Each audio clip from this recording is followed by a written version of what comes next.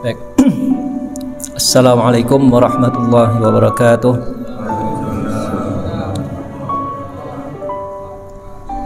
Alhamdulillah. Alhamdulillahilladzi hadana lihadza wa ma kunna linahtadiya laula an hadanallah. Allahumma shalli wa sallim ala sayyidina Muhammadin wa ala alihi wa sahbihi wa man walah. A'udzubillahi minasyaitonir rajim. Bismillahirrahmanirrahim.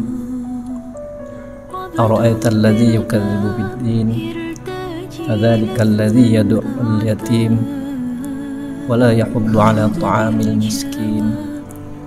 Fawailul lil musallin alladzina hum 'an salatihim sahun alladzina hum yura'una wa yamna'una al-ma'un. Shadaqallahul 'azim.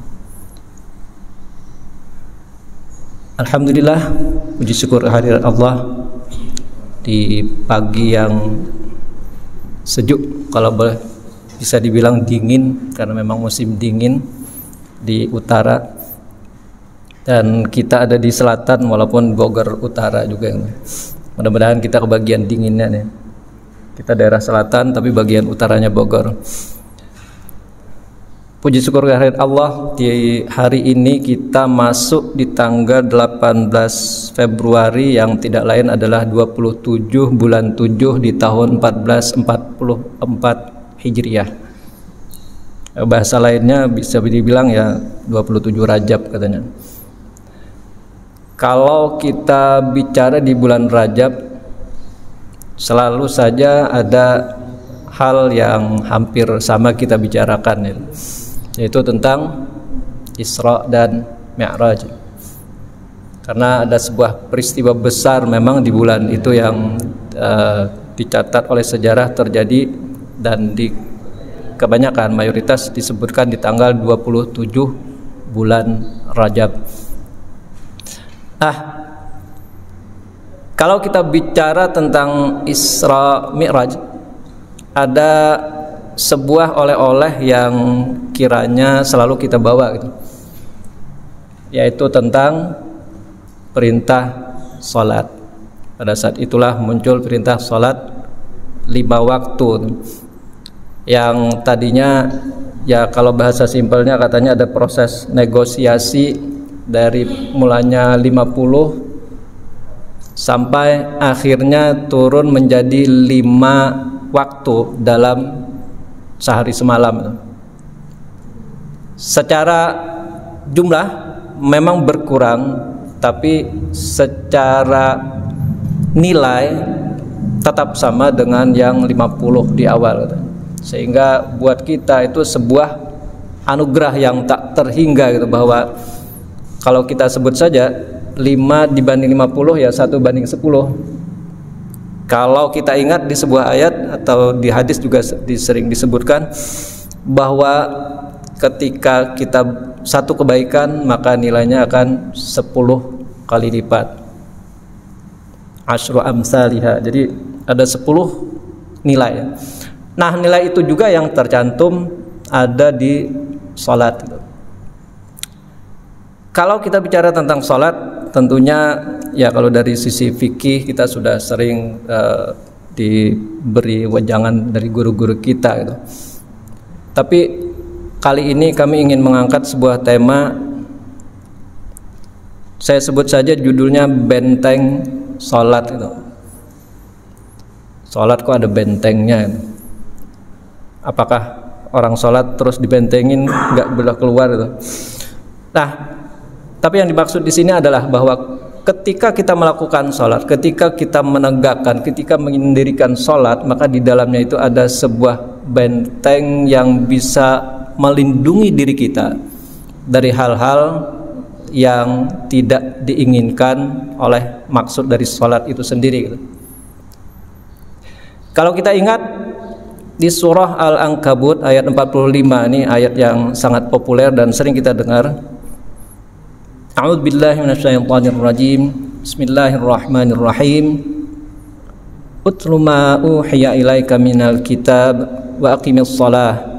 Innas shalata tanha 'anil fahsya'i wal munkar wa la dzikrullahi akbar wallahu ya'lamu ma tasna'un. Shadaqallahul azim.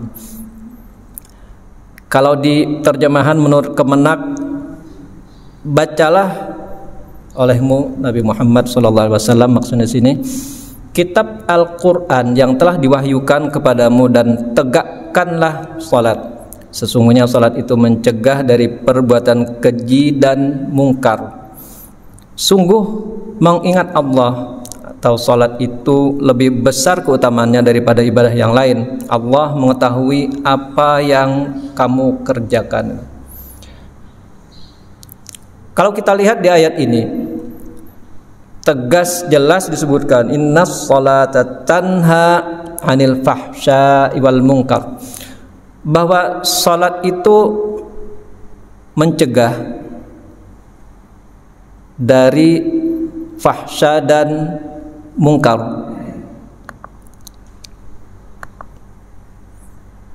Jadi fahsya dan mungkar artinya secara tidak langsung salat itu membentengi kita dari kejadian tentang fahsya dan mungkar, bisa disebut begitu. Nah, kalau kita tahu bahwa salat bisa mencegah keji dan mungkar, salat yang seperti apa sih sebetulnya gitu? Menurut para mufassirin, maka salat yang di sini adalah salat yang betul-betul ya minimal sesuai dengan syarat dan rukun. Kemudian ujung-ujungnya adalah apa yang dikehendaki dari salat tersebut itu. Jadi kalau kita di awal, misalkan kita ingat tadi pada saat kita mulai salat kita bertakbir, pada saat mulai salat dengan kumandang takbir yang kita baca pada saat takbiratul ihram, maka di benak kita sudah mendengar secara tidak langsung bahwa Allah Akbar, Allah lah yang maha besar. Dengan pernyataan bahwa Allah maha besar itu, maka di luar Allah artinya tidak besar. Bisa dengan kita sebut juga sebagai ya di luar Allah adalah hal yang kecil. Kalau kita meyakini itu, kembalikan kepada diri kita, Allah maha besar, artinya kita sebagai hamba, kita sebagai makhluk kecil, tidak ada apa-apanya itu. Ketika sudah menyadari itu, maka ya nggak ada tempatnya buat sombong. Hanya dari mulai kita dengan takbiratul ihram, Allahu Akbar. Belum lagi kalau kita lanjut masuk ke dalam, setelah takbiratul ihram, di depan ada sebagian kita yang baca iftitahnya Allahu Akbar kabira walhamdulillahi katsira wa subhanallahi bukrata wa asila. Allahu Akbar, kembali lagi kita menyatakan keagungan Allah. Allah maha besar. Kabira, di belakangnya disebut lagi sebagai kabira, Allahu Akbar kabira. Ketika ada maf'ul mutlak di belakang, menyatakan bahwa akbar itu bukan sekadar akbar, tapi sebenar-benarnya akbar itu. Artinya ketika takbiratul ihram saja kita sudah merasa bahwa betapa kecilnya kita ini. Ketika kita masuk dengan Allahu Akbar kabira, semakin ciutlah kita. Kecil sekali, tidak ada apa-apanya. Kalau kita sudah merasa kecil, tidak ada tuh bibit-bibit sombong, tidak ada tuh bibit-bibit yang kita merasa besar. Itu baru di awal. Walhamdulillahi katsira, dan bagi Allah lah segala puji yang banyak. Ketika kita tadi merasa sudah kecil, ternyata dilanjutkan lagi bahwa kita bukanlah yang pantas dipuji. kalau kita punya kehebatan, kita punya keunggulan sesuatu, hakikatnya adalah kepunyaan Allah, hakikatnya adalah dari Allah. Sehingga yang pantas dipuji adalah Allah Subhanahu wa ta'ala. Allahu akbar kabira walhamdulillahi katsira wa subhanallahi bukratan wa asila. Lanjutkan lagi, subhanallahi bukratan wa asila. Maha suci Allah yang kita panjatkan di pagi dan petang. Artinya sepanjang waktu, kan pagi dan petang itu kan ujung-ujung waktu tuh. Artinya tiada waktu di luar itu yang kita tidak mensucikan, mengagungkan Allah. Subhanallahi bukratan wa asila, artinya secara terus-menerus kita akan selalu bertasbih dan mengagungkan Allah. Ketika kita sudah ingat itu, maka di setiap saat tentunya kita akan ingat bahwa oh, ada fahsya, ada mungkar, bukan sepantasnya kita melakukan itu. Kalau kita ingat bahwa oh, saya adalah hamba dari Tuhan yang maha suci, Tuhan yang maha besar, sehingga bukan saatnya saya berlaku sombong, bukan saatnya saya berlaku keburukan, bukan saatnya saya berlaku keji, karena sepanjang waktu saya akan selalu bertasbih dan mengingat Allah. Nah, di dalam sebuah hadis yang diriwayatkan oleh Imam Ahmad dari Abu Hurairah radhiyallahu an Abi Hurairah radhiyallahu an qala jaa rajulun ila Nabi sallallahu alaihi wasallam faqala inna fulanan yusalli al-laila fa idza asbaha saraqa faqala sayanhahu ma taqul. Dari Abu Hurairah radhiyallahu an, beliau berkata, seorang laki-laki mendatangi Nabi sallallahu alaihi wasallam dan berkata, sesungguhnya si fulan dia sholat di malam hari, tetapi di waktu pagi dia mencuri. Nabi SAW bersabda, sesungguhnya sholatnya tersebut akan menahan dirinya untuk melakukan seperti yang engkau katakan. Nah, di dalam hadis ini kembali memperkuat, mempertegas apa yang sudah disebutkan di ayat tadi. Kalau sholat itu bisa mencegah perbuatan fahsya dan mungkar, ini contoh dari perbuatan yang kemungkaran atau mungkar. Ketika dia sholat, maka Nabi menjamin sesungguhnya sholatnya tersebut akan menahan dirinya untuk melakukan seperti yang kau katakan. Jadi kalau tadi Abu Hurairah berprasangka, bukan berprasangka, tapi menduga bahwa sesungguhnya sebulan di malam hari, tetapi di waktu pagi dia akan mencuri, ternyata oleh Nabi ditegaskan bahwa sholatnya akan mencegah hal tersebut. Nah, kalau di ayat tadi disebutkan bahwa sholat itu menjaga fahsya dan mungkar, tentunya buat kita ya perlu tahu dong apa tuh fahsya dan mungkar. Apa sih yang dicegah oleh sholat itu? Makhluk apa, hal apa sih sebetulnya si fahsya dan mungkar itu? Secara bahasa, menurut KBBI ini, Kamus Besar Bahasa Indonesia, fahsya itu artinya keji, tercela. Jadi sesuatu yang keji dan tercela. Sedangkan mungkar artinya durhaka atau melanggar perintah Tuhan. Mungkin bisa dicek di KBBI online juga. Sedangkan menurut kamus bahasa Arab Al-Bishri, ini titisan dari Al-Munawwir. Menurut di kitab itu, fahsya artinya perbuatan yang amat keji, kotor, jorok, melampaui batas, atau disebut juga dengan zina.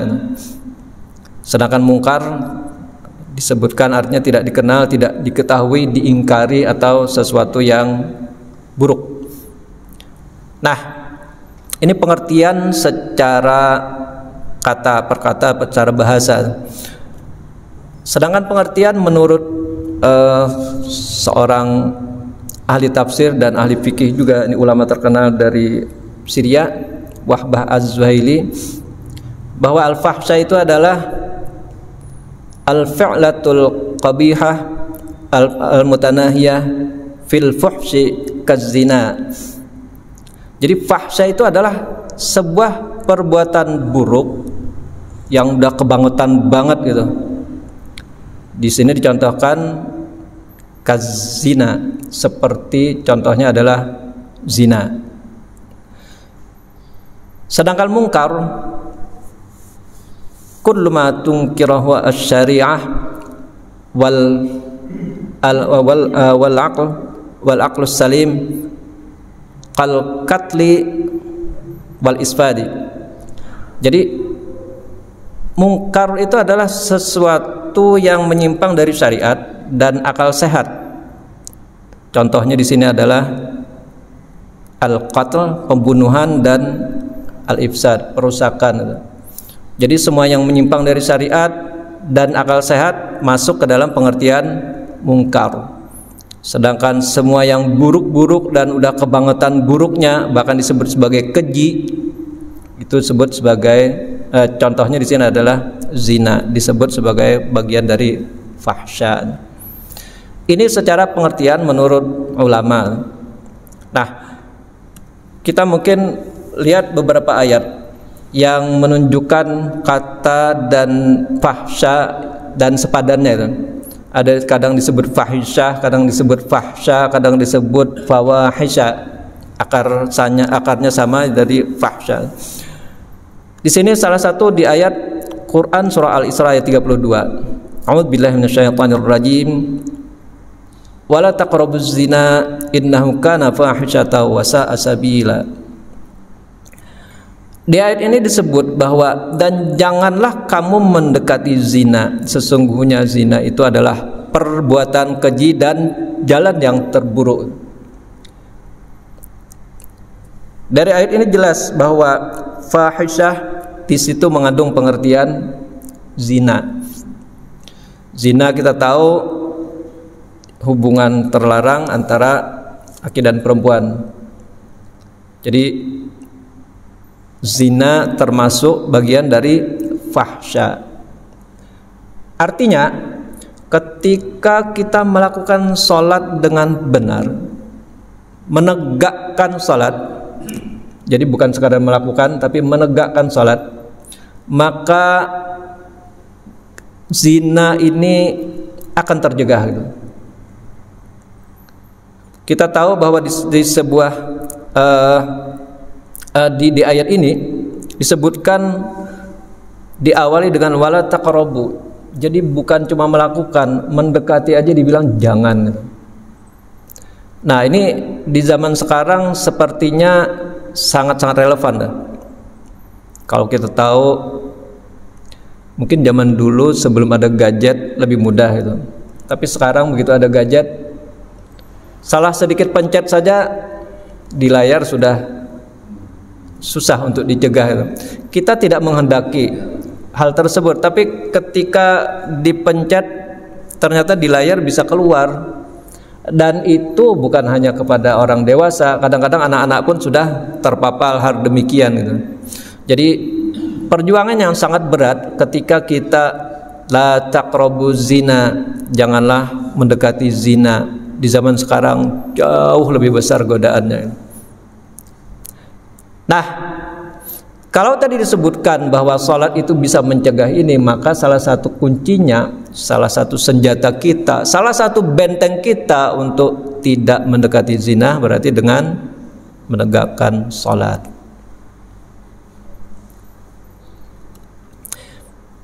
Di ayat lain di surah An-Nisa ayat 22 ada contoh atau pengertian fahsya yang lain. Kalau tadi dengan kata fahisyah, di sini masih dengan kata yang sama fahisyah. A'udzubillahi minasyaitonir rajim.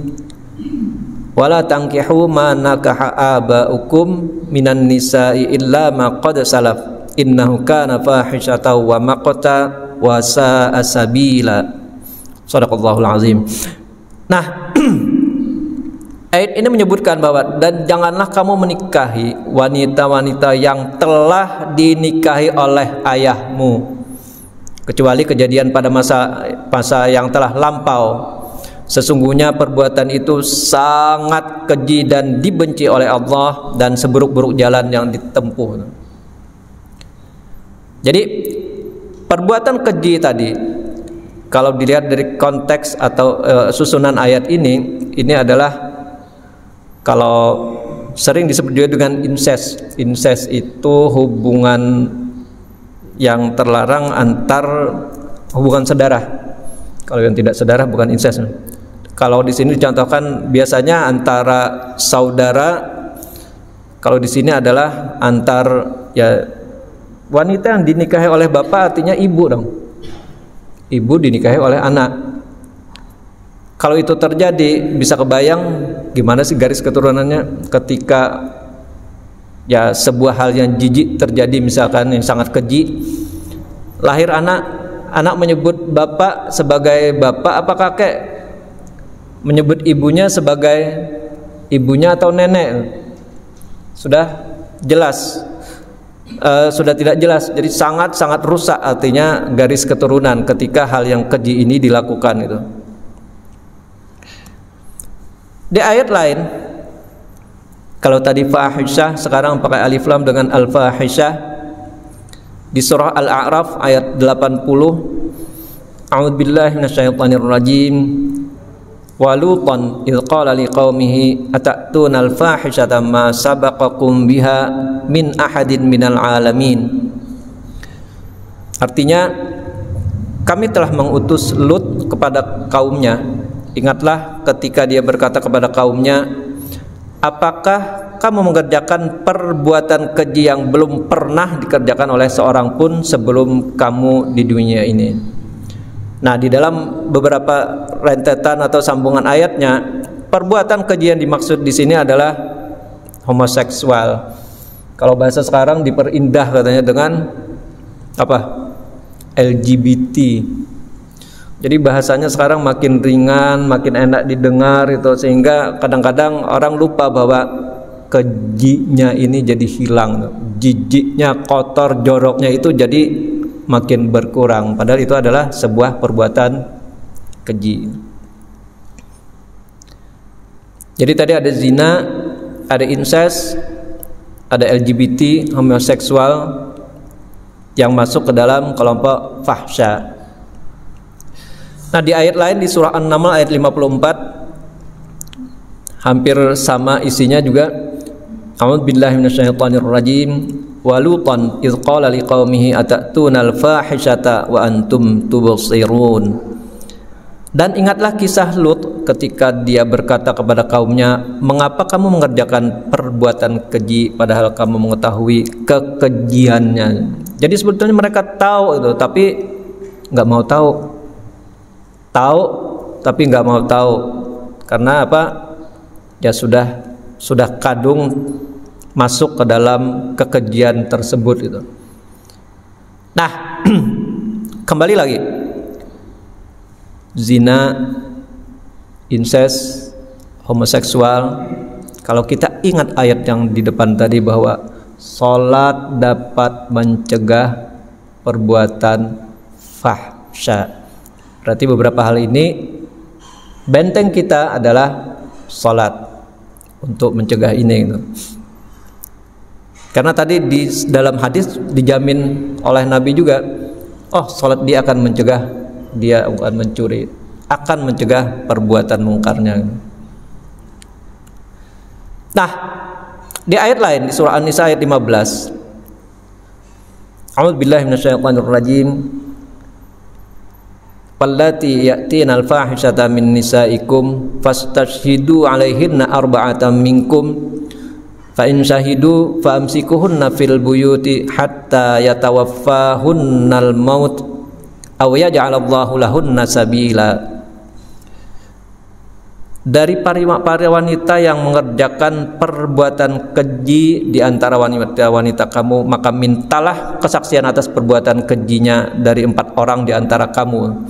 Apabila mereka telah memberikan kesaksian, maka tahanlah mereka para wanita itu dalam rumah sampai mereka menemui ajal atau sampai Allah memberi jalan yang lain kepadanya. Nah, di dalam ayat ini yang dimaksud dengan perbuatan keji adalah tidak lain sebetulnya, kalau di sini karena wanita-wanita kamu, konteksnya sebetulnya selingkuh. Selingkuh dalam bahasa lain sama aja dengan zina. Tapi bedanya, kalau zina bisa jadi orangnya belum nikah.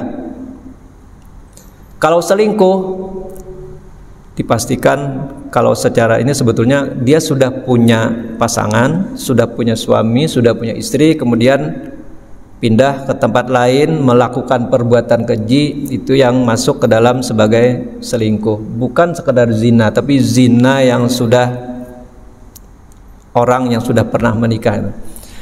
Nah, di ayat ini disebutkan bahwa dia harus ditahan sampai ajal di rumah, nggak boleh kemana-mana. Kalau bisa terbukti dengan 4 saksi, jadi berat nih. Mungkin kalau kita ingat petuah dari guru kita Ustadz Edi Chandra waktu itu kalau tidak salah ya, bahwa susah sekali, berat sekali sebetulnya untuk menunjukkan ini. Jadi tidak mudah juga mendatangkan 4 saksi yang betul-betul sebagai orang yang melihat. Kalau tidak melihat, cuma mendengar, oh katanya sih itu bukan saksi gitu. Jadi mendatangkan itu berat. Saking beratnya sehingga hukumannya pun tidak tanggung-tanggung, dikurung, ditahan, bahkan bahasa lain itu ada yang dipenjara seumur hidup sampai dengan ajal. Bukan seumur hidup, tapi sampai dengan ajal. Kalau seumur hidup itu kan hitungan usia kalau nggak salah ya. Usianya 20, seumur hidup berarti 20 tahun. Kalau ini tidak, sampai ajal, sampai meninggal, berarti dia tidak akan kemana-mana kalau terbukti oleh saksi-saksi ini. Tapi alhamdulillah, Allah itu maha pengasih dan maha penyayang dan maha pengampun, sehingga di belakang tetap ada embel-embel sampai Allah memberi jalan yang lain kepadanya. Oleh para mufassir disebutkan bahwa Allah memberi jalan yang lain ini ternyata ada di surah An-Nur ayat 2, 3, dan 4 yang disitu diceritakan bahwa penzina laki-laki dan perempuan mereka akan dipukul sampai didera sampai 100 kali. Di ayat 4 disebutkan sampai 80 kali. Nah, ternyata itu adalah siapa yang berzina ketika sudah nikah maka dia kena rajam. Yang belum nikah tetap didera dengan cambuk ya. Di Indonesia kayaknya udah ada nerapkan ini ya, kalau tidak salah di Aceh. Tapi ya pukulannya tidak sampai mematikan sih. Jadi artinya baru separuh menjalankan inilah, tapi sudah mulai mengarah ke sana. Nah, jadi meskipun ayat ini sedemikian berat, sedemikian ya keras sekali hukumannya, tapi Allah lebih besar ampunannya. Allah maha pengampun gitu. Karena di ayat yang surah An-Nur 2, 3, 4 tadi pun dilanjutkan juga ada lowong, ada peluang untuk para penzina itu ketika mereka sudah bertaubat. Tadi ada jalan. Itulah yang dimaksud dengan jalan yang lain. Di ayat yang lain, fahisyah atau fahsya juga disebutkan di sini dalam pengertian tidak berpakaian pada saat tawaf. Di surah Al-A'raf ayat 28 disebutkan, a'udzubillahi minasyaitonirrajim. Fa idza fa'alu fahishatan qalu wajadna 'alaiha aba'ana wallahu amarna biha qul innallaha ya'muru bil fahsya ataquluna 'alallahi ma la ta'lamun. Dan apabila mereka melakukan perbuatan keji, mereka berkata, kami mendapati nenek moyang kami melakukannya demikian dan Allah menyuruh kami mengerjakannya. Katakanlah Nabi Muhammad, sesungguhnya Allah tidak memerintahkan kekejian. Jadi Rasul Muhammad SAW diperintahkan untuk menyampaikan kepada mereka bahwa sesungguhnya Allah tidak memerintahkan kekejian. Pantaskah kamu mengatakan tentang Allah apa yang tidak kamu ketahui gitu. Jadi sebetulnya omongan mereka itu mengada-ada aja, omongan cuma meniru apa yang dilakukan oleh nenek moyang mereka. Jadi pada sebelum Rasul SAW, orang tawaf itu katanya biar suci sedemikian sucinya. Kalau sekarang kan pakai ihram buat kita pun ya kadang-kadang ada yang kagok katanya, karena tidak boleh berpakaian dalam agar lebih suci. Nah ternyata dulu pernah satu masa prakteknya itu tawaf agar lebih suci, betul-betul semua yang di badan itu dilepas. Jadi ya tidak ada yang melindungi apa-apa itu. Dan itu sampai yang generasi terakhir yang ketemu pada Rasul, mereka menyatakan bahwa dulu pendahulu-pendahulu kami, nenek moyang kami begitu, sehingga kami meniru, dan itu atas perintah Allah, kata mereka. Tapi di ayat ini ditegaskan bahwa itu bukan. Nah, satu pengertian lagi tentang fahsya. Kalau tadi ada zina, ada selingkuh, kemudian ada LGBT, kemudian ada incest, ternyata ya mohon maaf, telanjang bulat pada saat tawaf pun itu termasuk pengertian fahsya atau perbuatan yang keji kalau di bahasa Indonesia. Di ayat lain surah Al-Baqarah ayat 268, A'udzu billahi minasyaitonir rajim. Asy-syaitanu ya'idukumul faqra wa ya'murukum bil fahsya wallahu ya'idukum maghfiratan min wa fadla wallahu wasi'un alim. Setan itu menjanjikan atau menakut-nakuti kamu akan kemiskinan dan menyuruh kamu berbuat keji. Jadi al-fahsya di sini ternyata kejinya adalah kikir. Jadi kita jangan keluarin harta nanti kamu miskin katanya. Itu yang dibisik-bisikan oleh setan. Sedangkan Allah menjanjikan keampunan dan karunia-Nya. Allah Maha Luas lagi Maha mengetahui. Nah, pengertian fahsya di sini adalah sebagai kikir. Jadi tidak, karena ditakut-takuti kalau kamu nanti mengeluarkan infak, mengeluarkan sedekah, nafkah di jalan Allah, awas loh, itu keluar hartamu berkurang, ntar kamu miskin.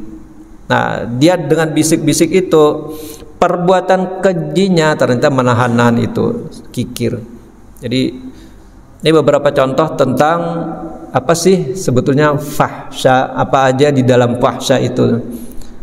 Kita ingat di awal sekali lagi bahwa salat mencegah fahsya dan mungkar. Artinya beberapa hal yang kita lihat tadi sebagai fahsya, perbuatan keji ini, harusnya itu tidak akan terjadi, harusnya itu bisa kita cegah, harusnya bisa kita bentengi dengan kita menegakkan salat. Kita sudah bicara fahsya, sekarang mungkar. Kalau mungkar apa sih gitu? Kita sering kan amar ma'ruf nahi mungkar. Simpelnya sebetulnya ya berbuat baik. Kalau mungkar itu berarti mencegah yang tidak baik, tinggal dilawankan. Nah, di dalam ayat di surah Al-Maidah ayat 77 sampai 79, pengertian mungkar adalah melampaui batas dalam agama. A'udzu billahi minasyaitonir rajim. Qul ya ahlal kitab la taghlu fi dinikum ghairal haqq wa la tattabi'u ahwa'a qaumin qad dhallu min qablu wa adallu katsira wa dhallu an sawa'is sabil. Lu'ina alladzina kafaru min bani Israil ala lisani Dawud wa Isa bin Maryam dzalika bima 'asaw wa kanu ya'tadun kanu yatanahaw am munkarin fa'aluhu la bi'sa ma kanu yaf'alun. Di dalam terjemah Kemenak disebutkan artinya adalah, katakanlah hai Nabi Muhammad, wahai ahlul kitab, janganlah kamu berlebih-lebihan dalam urusan agamamu tanpa hak. Janganlah kamu mengikuti hawa nafsu kaum yang benar-benar tersesat sebelum kamu dan telah menyesatkan banyak manusia, serta mereka sendiri pun tersesat dari jalan yang lurus. Orang-orang yang kufur dari Bani Israel telah dilaknat oleh Allah melalui lisan ucapan Daud dan Isa putra Maryam. Hal itu karena mereka durhaka dan selalu melampaui batas. Mereka tidak saling mencegah perbuatan mungkar yang mereka lakukan. Sungguh itulah seburuk-buruk apa yang mereka lakukan. Nah, jadi dari ayat ini disebutkan bahwa salah satu pengertian mungkar itu adalah berlebih-lebihan dalam beragama. Kita tahu bahwa kaum Yahudi mereka bilang yang halal itu haram, yang haram itu halal, misalkan dalam soal makanan, sehingga turunlah surah Al-Maidah di depannya yang menyatakan mana aja sih yang haram, mana aja yang halal itu. Kemudian juga ketika diperintahkan sembelihlah sapi, banyak banget nanya, sampai hampir-hampir mereka tidak melaksanakan perintahnya pada saat itu. Nah, itu contoh-contoh yang berlebih-lebihan dalam beragama itu. Nah, itu dianggap sebagai sebuah perbuatan yang mungkar. Di ayat lain disebutkan bahwa mungkar itu berarti juga sebuah contohnya membunuh. Di surah Al-Kahfi ayat 74 kita ingat peristiwa yang ketika Nabi Khidir dan Nabi Musa jalan, kemudian A'udzubillahi minasyaitonir rajim, fantalaqa hatta idza laqiya ghulaman faqatalahu qala aqatalta nafsan zakiyatan bighairi nafs laqad ji'ta syai'an nukra. Kemudian keduanya berjalan hingga ketika berjumpa dengan seorang anak, dia membunuhnya. Jadi Nabi Khidir membunuh anak itu. Dia atau Nabi Musa berkata, "Mengapa engkau membunuh jiwa yang bersih bukan karena dia membunuh orang lain?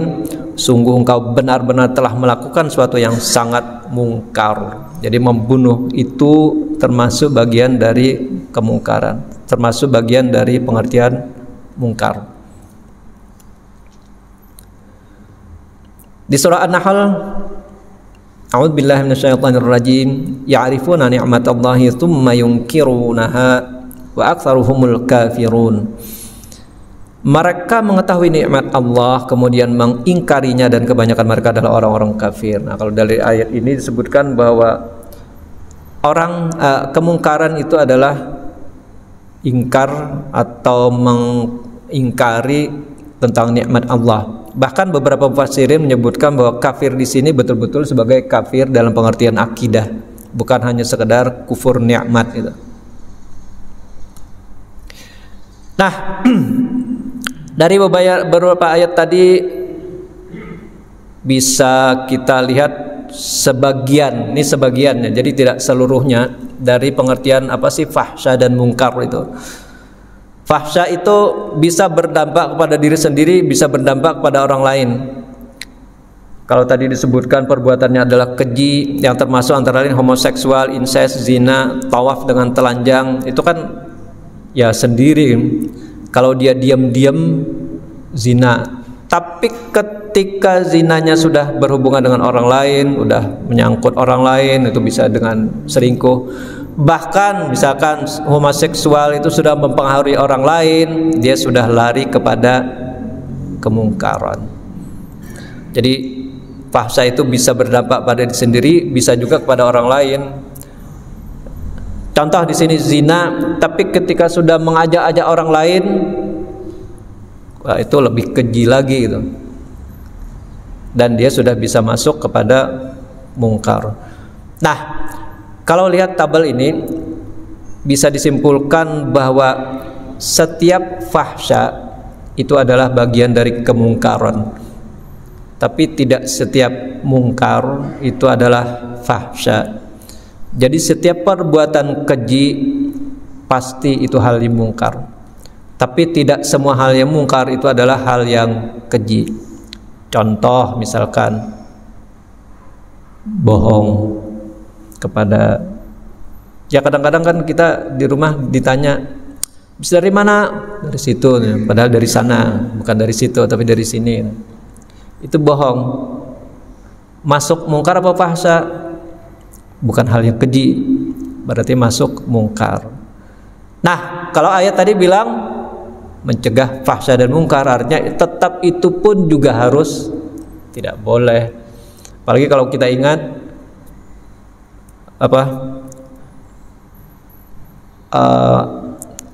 wa'mur bil ma'ruf wanha 'anil munkar, amar ma'ruf nahi munkar, disuruh untuk berbuat yang ma'ruf, yang baik, dan mencegah yang mungkar. Maka udah pasti bahwa sekecil apapun kemungkaran kita harus hindari itu. Nah, kemungkaran di sini tadi ada contoh melampaui batas dalam agama, kafir, mungkin hanya hak Allah dan Rasul, tidak kepada orang lain tadi. Tapi ketika dia sudah membunuh, mencuri, menipu, merampok dan lain-lain, maka sudah menyangkut orang lain. Dan ketika fahsya, contoh misalkan zina tidak ketahuan, tapi tiba-tiba orang jadi tahu itu, bahkan dijajakan, itu sudah menyangkut orang banyak, maka itu bukan sekedar fahsya, tapi itu sudah masuk ke dalam kemungkaran, mungkar yang berat.